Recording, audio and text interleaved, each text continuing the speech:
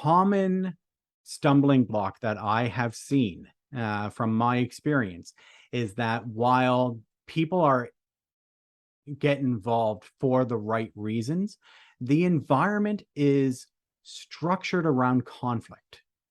And everything is very conflict centric. And the vast majority of people who get deeply involved in the labor movement, what I've seen is a tendency to swing to the extreme of all managers are out to get us, all bosses are bad. Mm-hmm. Because when you are immersed in conflict day in and day out, that becomes your baseline. Right. And for many of these people, they are stewards who are handling grievances, right? They are constantly in this state of conflict with management. And unfortunately, that translates to so many other aspects, and it becomes the default for many people, which hinders the ability for a union to really speak to what's important. And to me, what's important is how do we help our members have a good quality of living? That's wages, benefits, and the factors of the workplace. Yeah, and I think that it's again, it really is easy for, I mean, anyone that's been involved in a workplace, unionized or not, that is rife with conflict knows how much Yeah. that kind of like that taints the environment and how much that really makes it challenging and hard to see things with a clear view and can make things kind of difficult in general. But I think that when it comes to a lot of the issues that arise between organizations like the businesses and their unions, it is that in the assumption of the interactions, the negotiations, collective bargaining, kind of everything is kind of based on, and correct me if I'm wrong, James, but it's kind of based on this assumption that everything is a zero-sum game. Well, it is. And because that's the way that we approach negotiations, right? We enter negotiations with the thought that in order for me to, as a, doesn't matter what side you're of the table you're on, in order for me to get something, the other person has to give it up, right? That's kind of the definition of zero sum is I gain by taking from somebody else. And that's how we largely approach negotiations from both sides of the table, Mhm. right? We need to, from the business perspective, it's we need to keep these people from taking from us. From the union perspective, is we need to take our fair share, right? And that perspective bleeds over to the negotiations at the table. Yeah. And from the outside, that's really easy to see how that could be. But I don't know. Does it have to be that way? There is going to be conflict. You have two groups that have differing objectives, right? Or at least we talk about them as differing objectives. Mhm. And I think one of the challenges to answer your question, the short answer is no. The long answer is no, but um, it doesn't have to be that way. We have to recognize that there's always going to be that give and take, that there's always going to be that that there's always going to be some conflict because our objectives do not align perfectly. What would alleviate a lot of the challenges is the development of common language, right? If as a business we could enter into negotiations with the labor union using the same language, it would help alleviate a lot of confusion, a lot of miscommunications.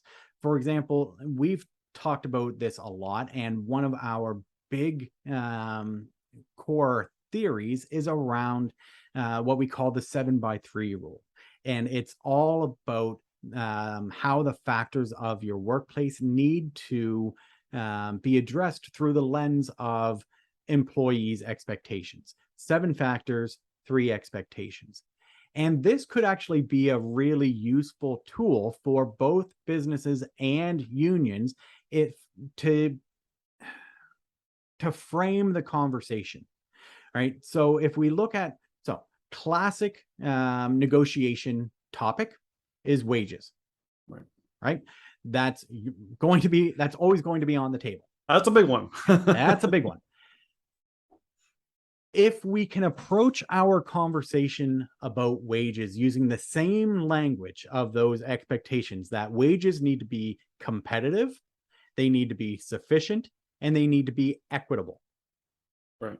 From a business perspective, you want your wages to be competitive, sufficient, and equitable, because if they are not competitive, then people are going to go to your competitors for that higher wage. If they're not sufficient, then as in not enough for people to actually accomplish their goals or to live off of, then they're going to be looking for other ways to supplement their income. And if it's not equitable, you're going to land yourself in a whole host of problems, you know. Yeah. So a business wants their wages to be competitive, sufficient, and equitable, because it's foundational, and you can't have success in many of the other business areas that we talk about, like engagement, motivation, productivity. All of these things are dependent on whether or not there's high or low levels of job dissatisfaction. Right. Unions want competitive, sufficient, and equitable, right? They want their members to receive wages that are competitive within the industry and within the region. They want them to be sufficient, and sufficiency is actually a big one for many labor unions, right? They need to be sufficient to accomplish what needs to be accomplished. And from a wages perspective, we're largely talking about, can I support myself and or my family on the wages that I earn? And they need to be equitable. And the equitable piece is actually where most of the union's day-to-day activities take place, ensuring that things are equitably applied. That's where the role of local shop stewards and those activities play a big role in that equitable aspect. But just by framing our conversations through this same language, we will differ on what we consider to be competitive. We will differ on what we consider to be sufficient. But at least if we're using the same language, then we can talk about things in terms that both sides understand. And we know we have a common goal now, that we are trying to reach an agreement on what is competitive. We are trying to reach an agreement on what is sufficient, rather than we're trying to reach an agreement on wages as a big, broad topic.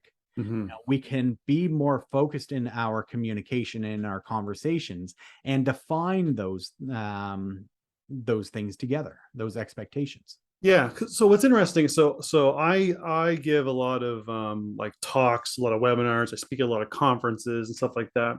And one of our major areas that I've been talking about a lot this past year has been the kind of fallout of the Great Resignation, Right. the high turnover rates kind of happening globally. And a lot of the conversations that I have, the talks that I give, and the conferences, whenever, is often around the 7x3 rule. Again, competitive, sufficient, and equitable. And it's always interesting. I always love talking to people after we give a webinar, after we I speak at a conference, because people are always like, "Wow, yeah, we've always been so focused on competitive, and that's where all of our efforts are. But now that we know the expectations of the workforce have changed, and they really expect sufficient and equitable to be as important as competitive." And so what's really cool, and actually kind of I think one of the things that kind of opened up our eyes, is like I don't think you and I originally always thought about competitive, sufficient, and equitable in the union concept until people approached us about it. They're like, wow, you know what, that makes a lot of sense. Like, I'm an ERO for a union.